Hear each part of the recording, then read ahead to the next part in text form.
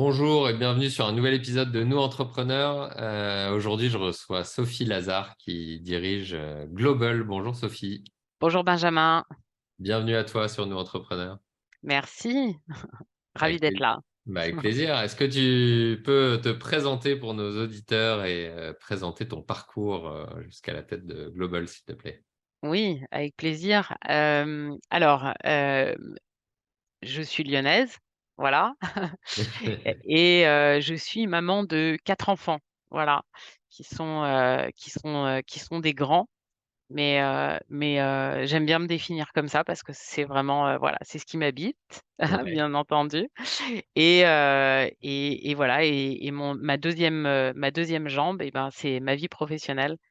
Voilà. D'ailleurs, c'est un sujet intéressant, hein. Pour moi, il y a pas de enfin, la séparation entre la vie perso et la vie, pro, pour moi, j'ai jamais bien compris ce débat.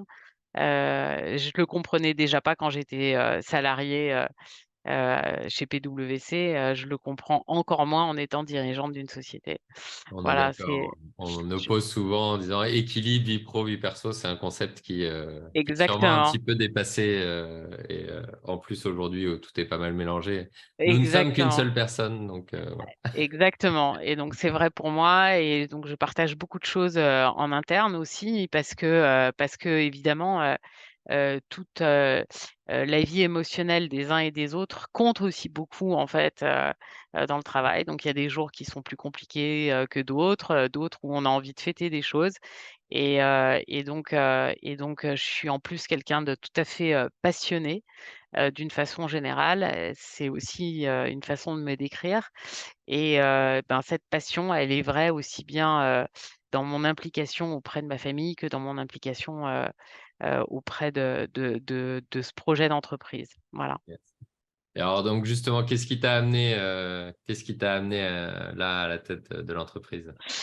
Alors, en fait, moi, j'ai vraiment pas toujours été dans le digital, Ouais. du tout, hein. J'ai, une vie, étudiante, déjà, où je partageais j'étais, entre Lyon et Paris.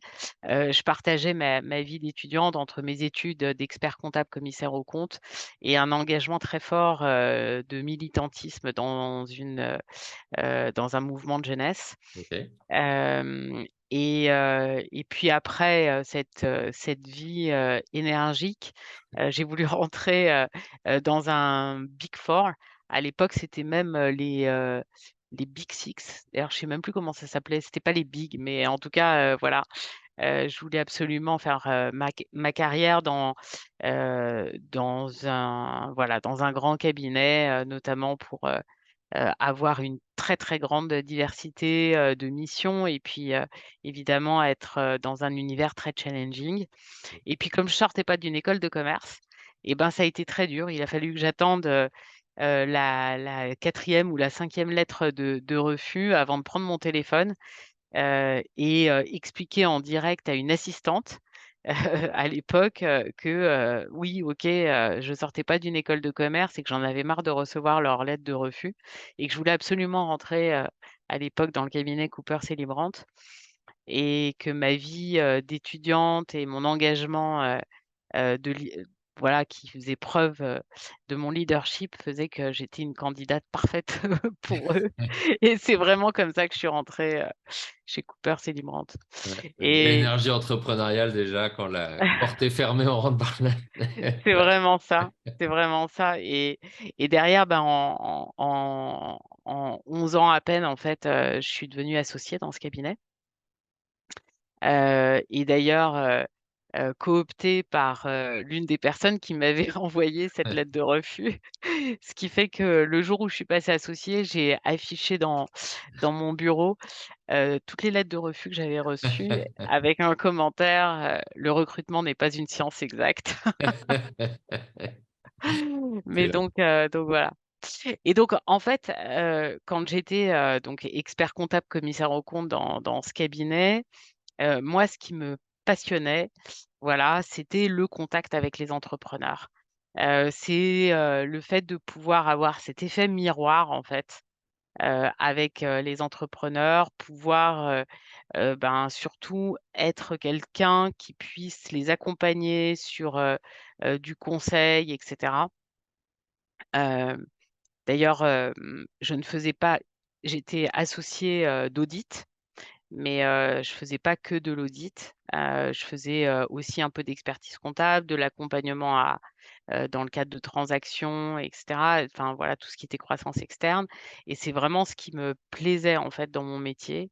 C'était, ce contact très opérationnel et d'aller chercher finalement derrière les chiffres, ce qui le sujet business en fait. Voilà. Ouais.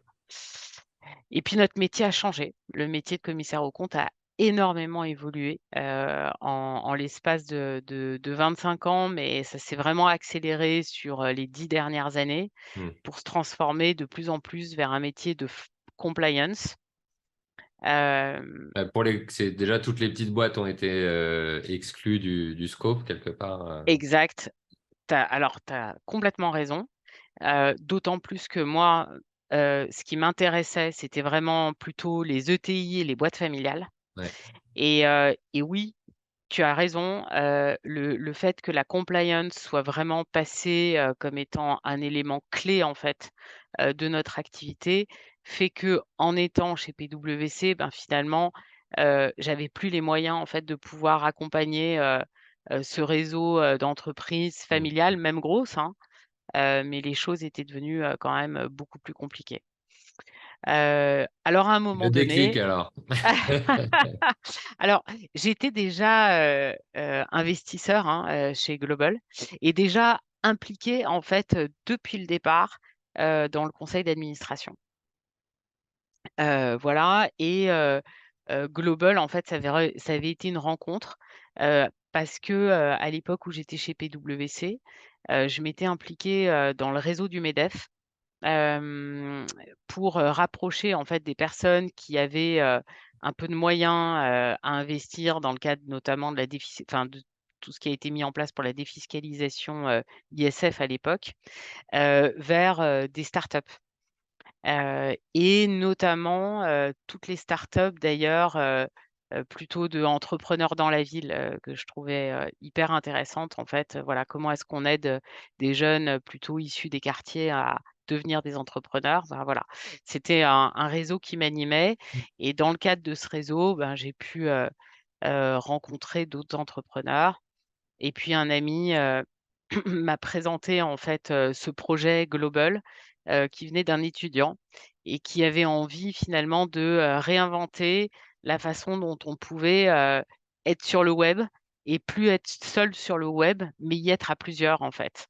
Et au départ, le projet de Global, qui est né en 2011, c'était vraiment, de pouvoir, aller regarder des lives ensemble sur YouTube. Là, on est en train d'être sur YouTube. Bah, c'était vraiment ça au départ. C'était de dire: «Comment est-ce qu'on va regarder un concert, ensemble, sur YouTube? Comment est-ce qu'on va regarder un live ensemble sur YouTube?» Et ce projet m'a tout de suite plu et c'est comme ça que j'ai investi dans ce projet-là.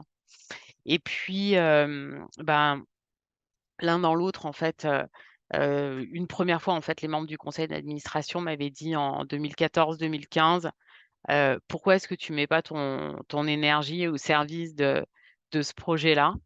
Hem et ben, je me sentais pas légitime, en fait. Je OK. m'étais dit, «Oh là là, développement, digital, faire du dev, je me sens pas parce que je me sens pas légitime à, finalement manager une équipe, sur, des expertises que je ne maîtrise pas». Mmh mh. Voilà et en réalité, ben, le digital, ben, s'est fortement développé, petit à petit, ça a plus été uniquement l'affaire des techs. Ça a été aussi une affaire, marketing, approche commerciale, stratégique et cetera et en 2019, j'ai pris, quelques mois au moment du printemps pour réfléchir en fait, à savoir si, l'évolution qui était, justement l'évolution de la compliance et cetera de mon métier, correspondait toujours à ce que j'avais envie de faire et là où j'étais bonne. Et en fait, bah, en pesant, le pour et le contre, je me suis dit: «Finalement, si je suis plus passionnée par ce métier-là qui a beaucoup évolué, je risque de me mettre de mettre en risque mes bonnes capacités professionnelles, en fait, à aller faire le métier pour lequel, je suis rémunérée». J'ai pris la décision de partir comme ça, pour aller, m'impliquer dans ce projet Global pleinement, en fait. OK, top. Bon alors c'est quoi Global? Dis-nous. Alors, Global a beaucoup, beaucoup évolué parce qu'effectivement, au début du projet, on était plus sur du B2C finalement et donc ben, c'est les aventures des innovations, hein. À l'époque, il y avait pas de market fit, hein, comme on dit. C'est-à-dire que, c'est une innovation qui n'est pas venue, qui s'est pas développée pour aller répondre à un besoin du marché immédiat, pas du tout. D'ailleurs, pour la petite histoire, hein, à l'époque, où on cherchait du financement, auprès de BPI, dans les années, 2014, il y avait eu des rencontres qui avaient été faites au plus haut niveau chez BPI et BPI avait dit, «Pourquoi vous voulez développer, en fait, une solution avec de la visio? Il y a Skype qui existe déjà». C'était au plus haut niveau, hein. Ouais. Très visionnaire à l'époque de la souveraineté numérique, voilà, on peut le dire. Donc c'est Donc un des enjeux de Global aujourd'hui, la donc souveraineté voilà, numérique, ouais. exactement, exactement. Donc Global, en fait, c'est quoi? Global, en fait, c'est vraiment une solution qui est faite pour animer des collectifs, à distance. Collectif d'apprenants, collectif de managers et si, effectivement à une époque, en fait, on était juste une innovation, un peu dingue, d'aller, déjà mettre de l'humain, dans la collaboration en synchrone, hem, d'aller mettre du mouvement, heu, d'aller chercher, en fait, de la collaboration pleine puisqu'on voilà, derrière moi, il y a l'image, hein. Ouais, C'est, des espaces pérennes persistant. En fait, on crée un lieu. Dans ce lieu, il y a 9 tables de travail, qu'on voit en dézoomant sur l'écran ouais. et sur chaque table, on peut partager n'importe quel type de contenu de façon collaborative. Donc ça va être un document PDF, ça va être un tableau blanc, une note collaborative, même une vidéo. La vidéo, on la synchronise et cetera avec, le son, voilà et ben, chacun des participants se voit dans une bulle dans lequel, la vidéo est renvoyée. Donc c'est pas un avatar, hein, Ouais. c'est vraiment une bulle et on peut se déplacer en fait librement sur l'écran, et aller d'une table à l'autre et donc pouvoir être ensemble dans un même, lieu et collaborer en fait sur, n'importe quel type de contenu autour de table, avec, les autres participants. Donc OK. quand je dis animer un collectif à distance, c'est vraiment, de pouvoir mettre les gens en position d'acteurs, en fait. Mmh. Voilà. Et est-ce que tu peux nous donner enfin, un peu des détails sur à qui ça s'adresse, c'est-à-dire qui sont les personnes parce que l'objectif de nous entrepreneurs, c'est de mettre en avant l'entreprise, personne morale, et l'entrepreneur, personne physique, mais Ouais, du coup sur Global, qui c'est censé intéresser, qui est censé là aller l'utiliser. visiter le site, voir et se dire mais oui, c'est ça dont j'avais besoin et dont je peut-être me rendais pas compte. Donc à qui Ouais. ça s'adresse? Alors animer un collectif aujourd'hui, c'est s'adresse à qui, en fait? Quel Ouais. collectif on anime, en fait, sur le temps réel? Et ben, on anime, ben, des collectifs d'apprenants, d'accord? Donc pour heu, tout ce qui est formation, formation professionnelle, enseignement supérieur, dès lors qu'on est conscient, de l'importance, des pédagogies actives, c'est-à-dire que quand on rassemble sur un même espace-temps, des apprenants, c'est vraiment pour les mettre en position d'acteurs. Mhm. C'est-à-dire que, pendant qu'ils vont être connectés ensemble, ils vont avoir des interactions entre le formateur et eux-mêmes, enfin, eux-mêmes apprenants, Ouais. mais aussi avoir des, interactions entre les apprenants eux-mêmes. Parce Mhm. qu'aujourd'hui, notamment dans le milieu de la formation professionnelle, on apprend bien quand on apprend ensemble. Mhm. Voilà, Mhm. entre pairs et cetera et donc ces pédagogies actives, ça, c'est vraiment un élément essentiel de notre proposition de valeur. Et puis les autres collectifs qu'on va animer, c'est les collectifs aussi de managers, en fait, en entreprise. Donc quand on est sur la gestion de projet, même sur de la réunion, en fait, on travaille de plus en plus en format non pas de réunion descendante, mais plutôt d'ateliers collaboratifs. Mmh. Voilà. Et donc nous, pour répondre à ces besoins-là, qui se sont, heu, accrus en fait, c'est clair avec la crise sanitaire, mais ils préexistaient avant, hein, je pourrais revenir là-dessus. Et bien, nous, on a développé tout un tas de fonctionnalités qui sont directement intégrées sur notre plateforme, pour pouvoir aider à animer. Alors qu'est-ce que c'est? D'abord, c'est notre interface parce que, cet espace lieu avec ses différentes tables de travail va faciliter véritablement le travail en groupe et sous-groupe. Le fait qu'on puisse se déplacer librement dans l'espace, ça va permettre vraiment de retrouver la même expérience que celle qu'on a dans la vie réelle, en fait. Quand on se retrouve dans une salle de séminaire où on met les gens autour de petites tables pour travailler en sous-groupe et en même temps alterner des moments où on est, tous ensemble et des moments où on est séparés en petits groupes, et ben, nous, c'est vraiment l'expérience qu'on va reproduire grâce à notre Ouais, interface. très bien. Et puis après ça, on a développé des fonctionnalités pures. Donc, c'est quoi les fonctionnalités? Ben, c'est évidemment toute la collaboration étendue sur les tables. C'est, un déroulé avec un timer qui va permettre de séquencer véritablement un atelier.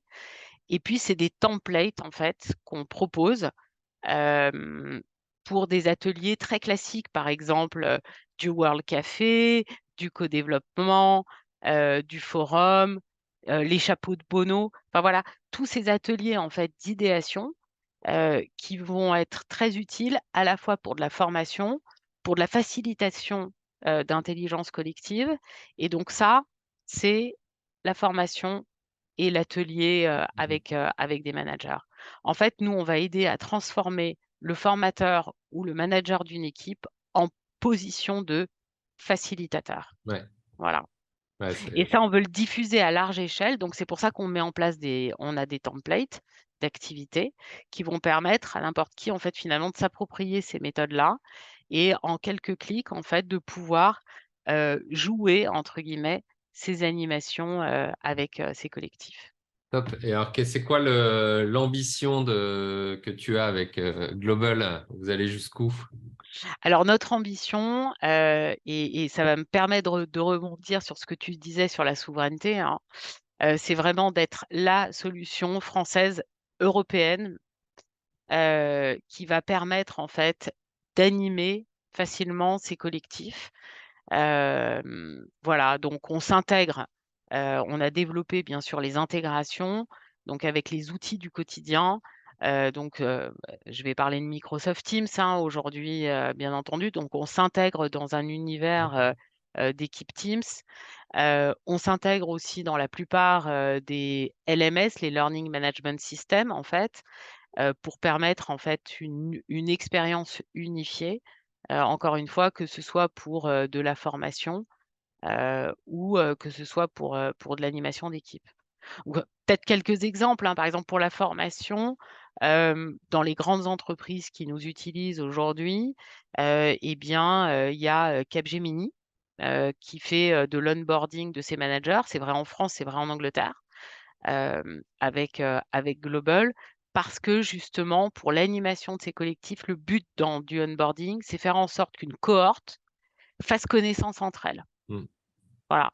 Et donc de créer cet esprit de cohorte et puis de pouvoir aussi permettre aux gens d'aller aux rencontres les uns et avec les autres, et ça, quel que soit le lieu, d'où ils sont. Et bien Global le permet. Voilà. Hem, Adecco aussi nous utilise, pour faire, des formations. Legrand anime, sa communauté de distributeurs sur Global. ouais, ouais, intéressant. Heu Voilà, donc ça, c'est des exemples d'entreprises et puis dans Pour les des franchises, pour des gens qui veulent réunir, mais sans pouvoir le faire, ou en exactement, tout cas pas le faire à chaque fois exactement, en présentiel, retrouver ces sous-ateliers, ces sous-salles qui sont toujours tout à fait. logistiquement assez compliquées à gérer.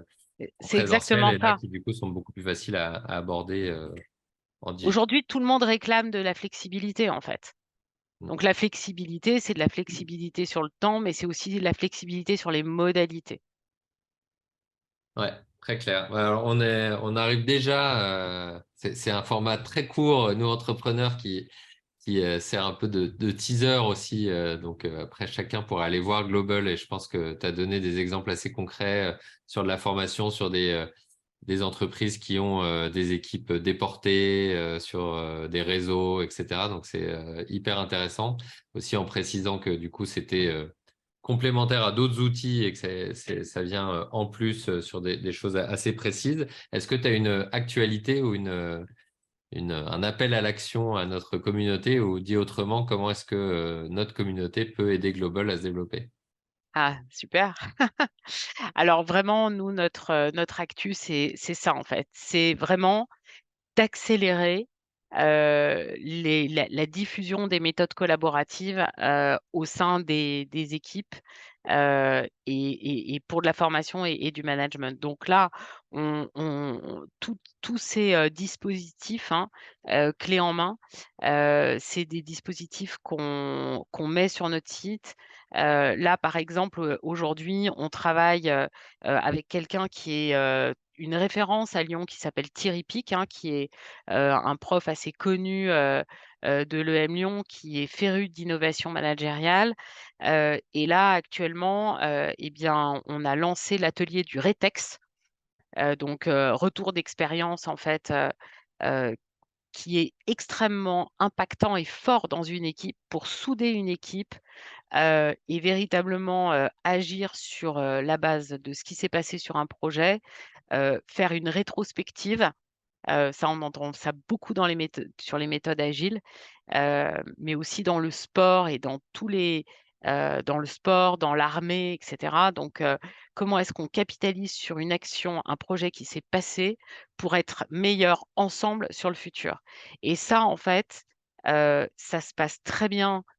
Global, en fait, va permettre de pouvoir tenir ce type de rituel de façon aussi puissante que si on était, en présentiel et sans justement subir les contraintes du présentiel.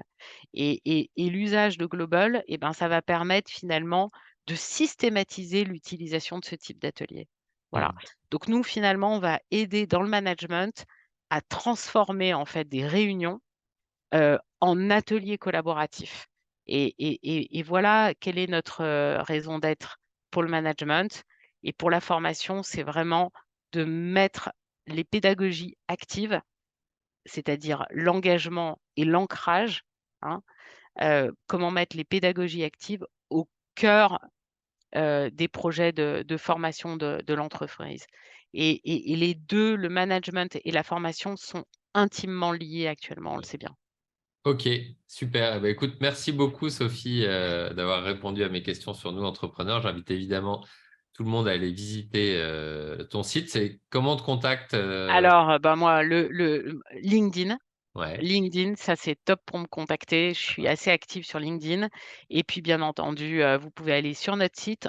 On a même une petite formule, freemium ok, qui permet d'essayer, Global, déjà à 5 sur un espace et puis, bien entendu, nous, on sera ravis de vous accueillir lors de nos ateliers collaboratifs qu'on, organise. Là, à l'heure où je vous parle, il y a un atelier de codev qui se passe sur Global. Le Codev, c'est une méthode hyper puissante ouais, aussi pour le management, et nous, on fait vraiment vivre, en fait, aux gens qui sont intéressés par Global, des ateliers de Codev. C'est la façon dont on aime présenter, Global. génial. Eh ben, merci beaucoup Sophie. À très bientôt sur un nouvel épisode de Nous Entrepreneurs. Merci à toi, Benjamin.